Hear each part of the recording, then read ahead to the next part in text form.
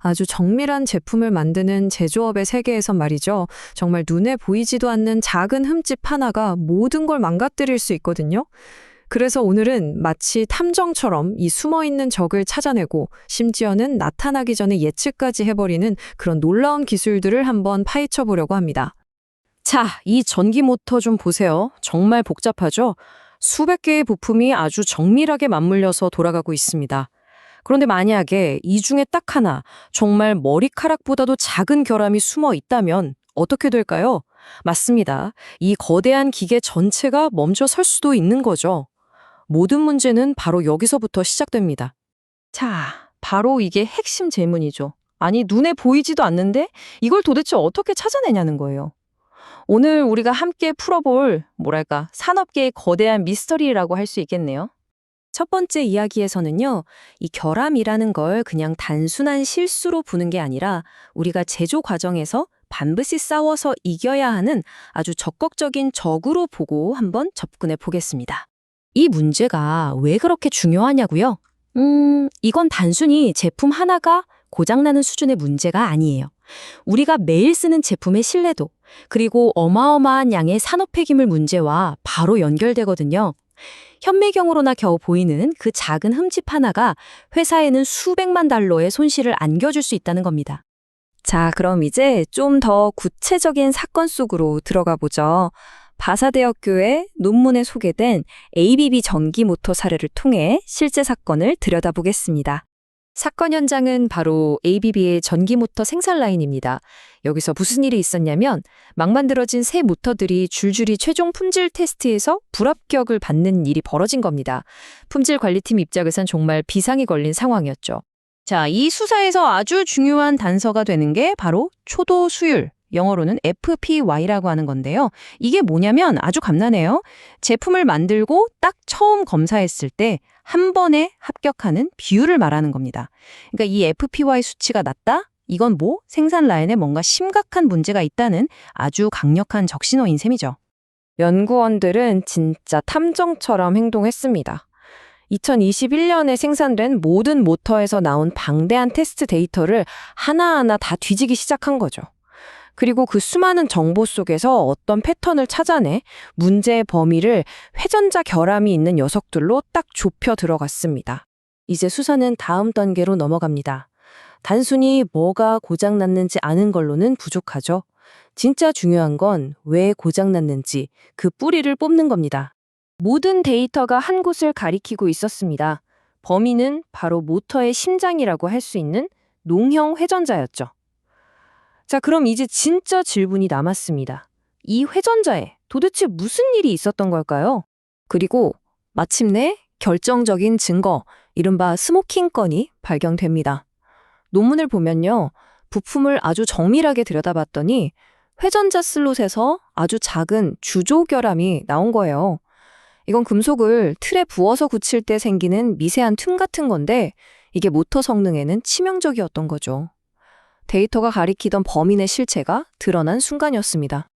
근데 여기서 끝이 아니었어요. 조사를 계속해보니까 회전자의 또 다른 핵심 부품인 단락고리에서도 비슷한 결함이 또 발견된 겁니다. 아, 이게 어쩌다 생긴 한두 번의 실수가 아니라 과정 전체에 뭔가 문제가 있었구나 하는 게 분명해진 거죠. 그리고 최종 분석에서 모든 미스터리가 풀립니다. 원인은 바로 주조 과정에서 알루미늄이 골고루 퍼지지 않고 뭉쳐 있었기 때문이었어요. 드디어 우리를 괴롭혔던 그 숨겨진 적의 정체가 완벽하게 밝혀진 겁니다. 이 바사 대학교 논문의 한 구절이 모든 걸 요약해 줍니다. 목표는 각 제조 라인의 FPY 값을 높이는 것이었다. 그렇죠. 이 모든 노력은 단순히 불량품 하나를 찾아내는 걸 넘어서서 전체적인 품질을 끌어올리고 낭비를 줄여서 결국 FPY를 높이는 게 진짜 목표였던 겁니다. 사실 결함을 찾아내는 것만으로는 반쪽짜리 해결책입니다. 똑같은 문제가 또 생기면 안 되잖아요. 그래서 이들은 문제의 뿌리가 어디서부터 시작됐는지 제조 공정의 가장 처음 단계까지 거슬러 올라가며 파고들었습니다. 그래서 내놓은 해결책이 뭐였을까요? 바로 더 똑똑하고 더 이른 단계에서 결함을 잡아내는 거였습니다. 애초에 문제가 있는 회전자를 모터에 조립하기 전에 미리 싹 걸러낼 수 있는 새로운 테스트 방법을 도입한 거죠. 자, 이렇게 문제가 생긴 후에 빨리 탐지하는 것도 물론 중요합니다.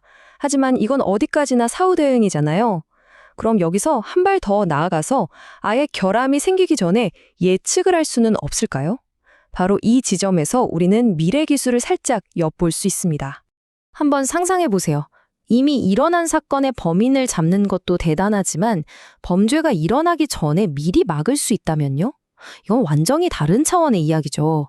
탐정에서 예언가로 기술이 도약하는 순간입니다.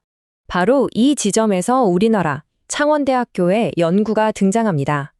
이 연구는 머신러닝, 즉 인공지능을 이용해서 마치 공장의 미래를 내다보는 수정 구슬처럼 활용하는 방법을 연구한 거죠. 그럼 이 AI 예측이 어떻게 돌아가는지 한번 볼까요?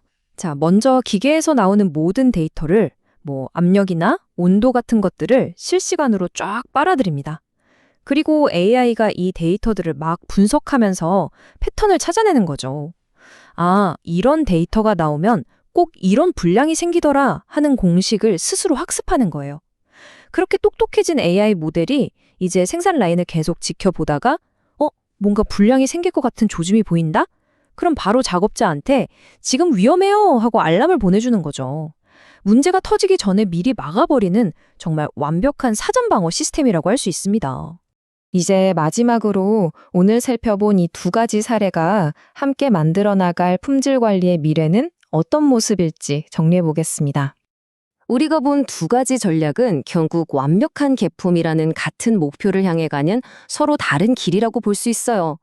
모터 연구는 이미 발생한 결함을 더 빠르고 스마트하게 찾아내는 사후 대응, 즉 최고의 탐정 같은 방식이고요.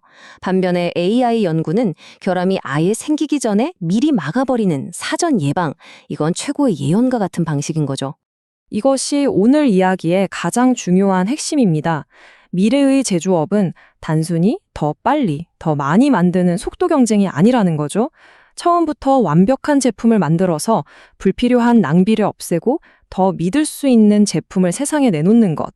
그것이 진짜 나아가야 할 방향입니다. 마지막으로 여러분께 이 질문을 한번 던져보고 싶네요. 이렇게 우리의 공장이 점점 더 똑똑해진다면 언젠가는 정말 단 하나의 결함도 없는 완벽하게 만들어진 제품만 존재하는 그런 시대가 올 수 있을까요? 한 번쯤 생각해 볼 만한 흥미로운 질문인 것 같습니다.